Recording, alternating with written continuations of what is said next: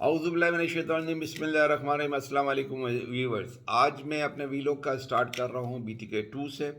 BTK 2 कुछ दिन पहले लॉन्च हुआ है। एज़ यूजुअल एज़ एक्सपेक्टेड बुरी तरह फ्लॉप हो गया और ये कब्रिस्तान बन गया है इन्वेस्टर का।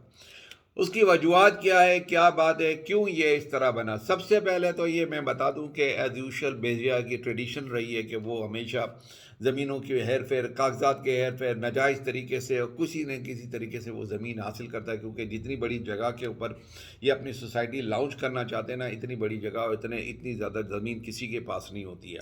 तो दोस्त, धमकी, ताल्लुकात सब कुछ यूज़ किया जाता है और उसके बाद वो ज़मीन एक्वायर की जाती है और BTK 2 के भी मामले में इसी तरह हुआ है। और मैं एक हमारे साहब हैं, इनकी 2,500 एकड़ ज़मीन पे इन्होंने कब्ज़ा कर लिया। मेरी उनसे पर्सनली बात हुई, लेकिन मैं इस बात को अभी यहाँ पर डिस्क्लोज़ नहीं करना चाह रहा हूँ कि कौन थे और क्या नहीं थे। बहरहाल वो क्लेम करते हैं और उन्होंने वो ज़मीन खरीदी थी किसी से, लेकिन इनको वहाँ से DC ने आउट कर दिया। एनी हाउ उनके पास बाकायदा प्रॉपर उसके एग्रीमेंट के और ज़मीन खरीदने के और वो सब कुछ उनके पास प्रूफ हैं। लेकिन क्योंकि आपको पता है कि शरीफ लोग हैं, तो फिर वो डिस्क्लोज़ करते हुए, सामने आते हुए डरते हैं। तो बहरहाल, तो BTK 2 का जो इब्तिदा हुई और ये जो बुनियाद रखी गई है, वो उसी तरीके से रखी गई है जिस तरह बेरिया BTK 1 की रखी गई है।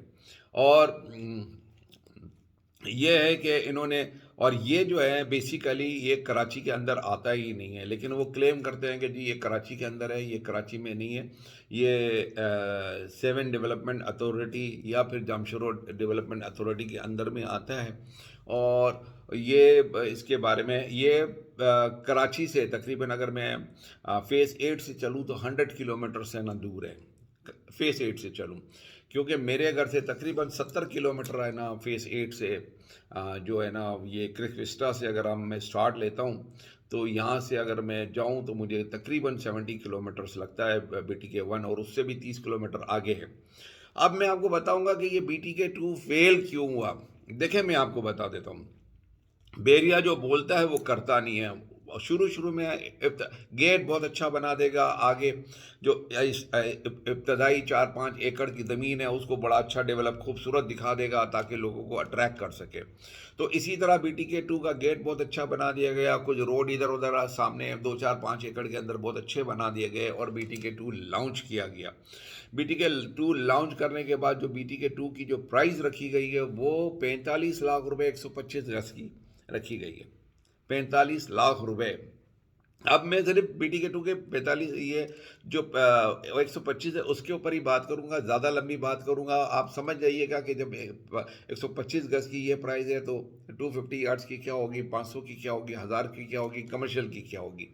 तो लेट्स कैलकुलेट के इन्होंने जो 45 लाख रुपए रखे हैं, उस ज़मीन की वाकई में इतनी कीमत है या होनी चाहिए या मुस्तकबिल में इतनी हो जाएगी।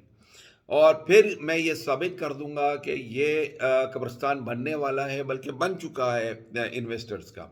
आप सबसे पहले मैं आपको बता दूं कि वहाँ पर अगर आप ज़मीन की कीमत मालूम करें ना, कहीं से भी आज भी वहाँ पर अच्छी ज़मीन 25 लाख रुपए एकड़ ज़मीन मिल जाती है, जबकि BTK 2 फ्रंट और उसके बाद अंदर तक पता नहीं कितने हज़ार एकड़ है। तो बात यही है कि अगर फ्रंट की ज़मीन को भी हम अगर इनके कहने पर, हालांकि उन्होंने तो 5 लाख रुपए और कब की ज़मीन इन्होंने ये बाइंग करनी शुरू कर दी थी, जब BTK 1 बना था तो BTK 2 की बाइंग ज़मीन एक्वायर करनी शुरू कर दी थी।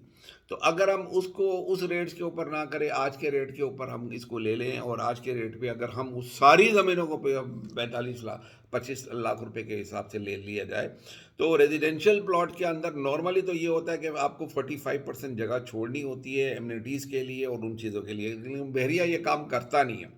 बहरिया दिखाता है, करता नहीं है। जैसे कि मैं आपको बता देता हूँ कि बहरिया ने गोल्फ सिटी यहाँ पर बनाया है BTK 1 में, और उसके अंदर हर रोड को इन्होंने दिखाया कि ये 50 फीट का रोड है, लेकिन कोई भी जो रोड है ना वो 50 फीट का नहीं है। जितनी भी स्ट्रीट्स है ना उनको वो 50 फीट दिखाई है, लेकिन कोई भी स्ट्रीट 50 फीट नहीं है, 20 फीट से ज़्यादा नहीं है। वहाँ पर दो गाड़ियाँ ना एक साथ निकलती हैं ना तो वो डर लगता है, अगर एक्सपर्ट ड्राइवर ना हो जाए तो दोनों टकरा जाएगी।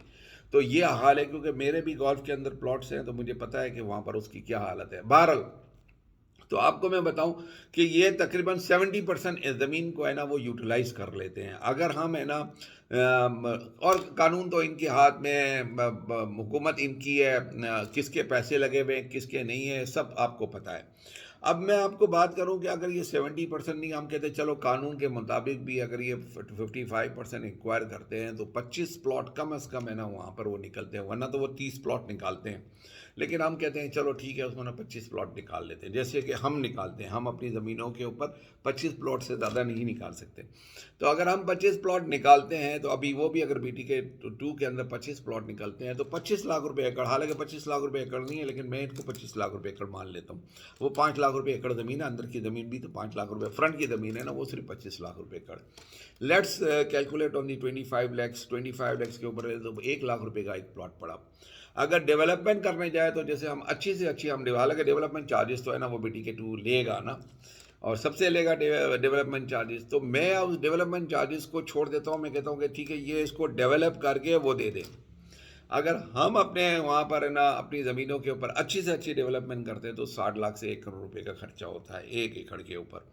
अगर हम इनका 1 करोड़ की जगह हम 2 करोड़ भी लगा लें तो इसका मतलब है कि 25 प्लॉट के ऊपर 2 करोड़ रुपए की डेवलपमेंट चार्जेस हो गई। बहुत ज़बरदस्त, लेविश, एवरीथिंग, सब कुछ डाल दो भाई, एकदम हाई क्लास दुबई के स्टाइल किया ना। अगर आपने वो उसके अंदर एमिनिटीज़ और है ना खूबसूरती और रोड की है ना पायदारी को लेकर आ जाए, अगर वो कुछ डाल दें तो 2 करोड़ रुपये पर एकड़ हो गए। तो 2 करोड़ रुपये पर एकड़ हो गए, इसका मतलब है ना इनको तकरीबन 4 लाख रुपए, एक 4 नहीं 8 लाख रुपए इनको है ना डेवलपमेंट, अगर हम इसको कह दें तो 8 लाख रुपए इनको डेवलपमेंट पड़ गई।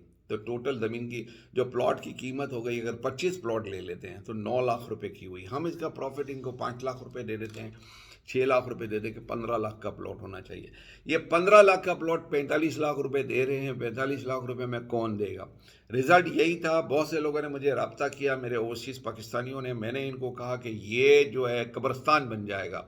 ये अभी 3-4 लाख रुपए माइनस है, लेकिन मैं आपको बता देता हूं कि कोई इसको लेगा ही नहीं, लेगा ही नहीं। इसकी बहुत बड़ी वजूहत है कि ये समझते हैं कि ये जो है ना इनके जो चैंपियन बने हुए हैं, ये समझते हैं कि पहले जिस तरह इन्होंने कहा था कि पहले जिस तरह लोगों को फुदू लगा दिया था ओवरसीज़ पाकिस्तानियों को, अब ओवरसीज़ पाकिस्तानी फुदू नहीं लगाएंगे। क्योंकि मैं भी अल्हम्दुलिल्लाह बहुत बड़ी तादाद ओवरसीज़ पाकिस्तानियों को रिप्रेजेंट करता हूँ और सबों ने मुझसे रब्ता किया था और मैंने इनको पूरी ये कैलकुलेशन को समझा दी थी। और ये तो मैंने बड़ी हाई रेट पे है ना इनको कैलकुलेशन में, इनको एक्चुअल रेट के ऊपर कैलकुलेशन बताई। 3 लाख रुपए की डेवलपमेंट के साथ प्लॉट पड़ता है, जिसके ये 45 लाख रुपए मांग रहे हैं। तो अब आप बता दें कि ये कब्रस्तान बनेगा या नहीं बनेगा। आज अब तक के लिए बेरिया टाउन के लिए इतना ही। आगे मैं दूसरे मेरे पास बहुत सारे मौजू हैं तो उनके ऊपर भी मैं बात कर लूँ। दूसरी बात आज जो मैं इसके ऊपर बात करूँगा स्टॉक मार्केट के ऊपर। मुल्क ने मगर प्लानिंग के इस तरह IMF के साथ हम कर रहे हैं, मुआहदा कर रहे हैं, मुआहदा नहीं हो रहा है, पैसे ख़त्म हो रहे हैं, LC नहीं खुली जा रही है और मुल्क का इंडस्ट्रीज़ बंद हो रही है। लार्ज स्केल मैन्युफैक्चरिंग आपकी जो है ना वो 39% कम हो गई है, एक्सपोर्ट आपकी कम हो जाएगी, इंपोर्ट आपकी बंद हो रही है। मतलब सारा हिसाब किताब इन्होंने खराब। बिजली के interest rate day by day ये बढ़ाते जा रहे हैं, एक 20% के ऊपर लेकर जाए। और कल जो PIB ऑक्शन हुआ है उसमें गवर्नमेंट ने 1 ट्रिलियन उठाए हैं और 21% के ऊपर उठाए। अब ये कहा जा रहा है कि डिस्काउंट रेट फर्दर 2% बढ़ के 22% इंटरेस्ट रेट हो जाएगा। 22% के ऊपर कौन आपसे पैसे लगा, प्लस काइबर 1% लगा लो तो 23% और प्लस इंश्योरेंस के चार्जेस तो 25% में अगर आपसे बिजनेस में लेगा तो वो कितना उस पर है ना एक्सपेंडिचर करेगा, कितना कमाएगा और कितना आपको देगा।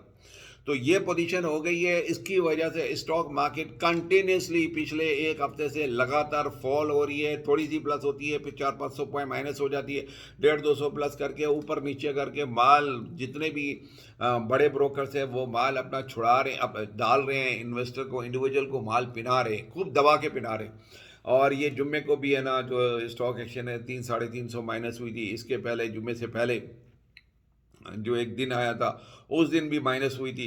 तो जो लोगों के स्टॉक्स के अंदर है ना, जिनके जैसे मेरे भी अपने स्टॉक्स थे, अभी जो है ना वो जो स्टॉक की वैल्यू है ना वो 25% के ऊपर आ गई है। और आगे भी मुझे नहीं लगता कि आगे अगर आज है ना कोई गवर्नमेंट इसको ठीक करना चाहे ना, तो इसको कम से कम 5 साल लगेंगे। इसी तरह मैं आपको बता देता हूँ कि कोई अगर ये समझता है कि रियल इस्टेट की जो है ना ये उठ जाएगा, बिल्कुल नहीं हो जाएगा। टैक्सेस आ रहे हैं गवर्नमेंट के, इसके ऊपर इतने टैक्सेस, इतने एक्सपेंडिचर इन्वेस्टर के ऊपर हाथ धोकर पीछे पड़ गए हैं। तो आगे कोई और ज़ाहिर है कि एक्सेस मनी तो है नहीं, फॉरेन डायरेक्ट इन्वेस्टमेंट भी नहीं है, ओवरसीज़ पाकिस्तानियों ने अपना हाथ खींच लिया है। तो जिस तरह स्टॉक क्रैश हो रही है, रियल इस्टेट भी क्रैश हो रही है। आपको मैं बता दूं कि डीएचए की जो प्राइसेस हैं, डीएचए सिटी में 50% डाउन हो गई है, बेरिया के अंदर 30 to 40% डाउन हो गई है। और बेरिया जो 45 लाख का बीटी के 2 के अंदर प्लॉट दे रहा है, तो बेरिया के अंदर अपने प्रेजेंट अगर आप 21, 23 और 25 देंगे तो वहाँ पर 30 लाख का प्लॉट मिल जाता है। तो आप इसको बेवकूफ़ बनाए, इससे आगे कमांडर सिटी है, उसके अंदर 18 लाख का प्लॉट बन जाता है। और अगर बेरिया जहाँ बीटी के 2 है उसके सामने अगर आप प्लॉट ले ले तो 12-12 लाख, 8-8 लाख, 9-9 लाख के अंदर दूसरी सोसाइटीज़ प्लॉट दे रही है। तो ये डिफरेंस है। और ये इसी तरह ना बेरिया का ना, बेरिया ने आपका और हमारा सबका बेड़ा गर्क करना है। बाकी ये मैं बता दूं कि आपकी जो महंगाई का है, महंगाई का महंगाई का तूफान आ गया है। 46% आपकी महंगाई बढ़ गई है। और अब है ना इतनी महंगाई के अंदर है ना बंदा खाएगा या इन्वेस्टमेंट करेगा या रियल एस्टेट के अंदर वो लेगा। तो मैं आपको सबको सजेस्ट कर रहा हूँ, जनरली स्पीकिंग, नेवर एवर, अभी बिल्कुल पिछले अगले 10 ईयर्स तक मुझे नहीं लगता कि रियल एस्टेट आपकी बढ़ेगी। तो इन्वेस्टमेंट अगर आप फॉरन, आप है ना ओवरसीज़ पाकिस्तानी हैं, तो आप बिल्कुल इन्वेस्टमेंट नहीं करें पाकिस्तान के अंदर, और बिल्कुल है ना बाई ना करें रियल एस्टेट जब तक मुल्क के हालात सही ना हो जाए, इकोनॉमी ठीक हो जाए। और मुझे नहीं लगता कि ठीक होंगे, क्योंकि चोर उचौकी की गवर्नमेंट आ गई है। अभी उन्होंने असेंबली लेट इलेक्शन भी कर दिए, फर्दर डाउन होगी, फर्दर हालात ख़राब होंगे, फर्दर महंगाई आएगी। IMF का लोन पास नहीं हो रहा है, वो दे नहीं रहे। उन्होंने कंडीशंस डाल दी है कि जी आप है ना फ्रेंडली कंट्रीज श्योरिटी दे के जी हम आपको पैसे देंगे। जब वो कंफर्म कर देंगे उसके बाद हम आपका है ना ये जो 7 बिलियन का जो 9th जो इनका रिव्यू है वो होगा। तो अब तक के लिए इतना ही। पाकिस्तान जिंदाबाद।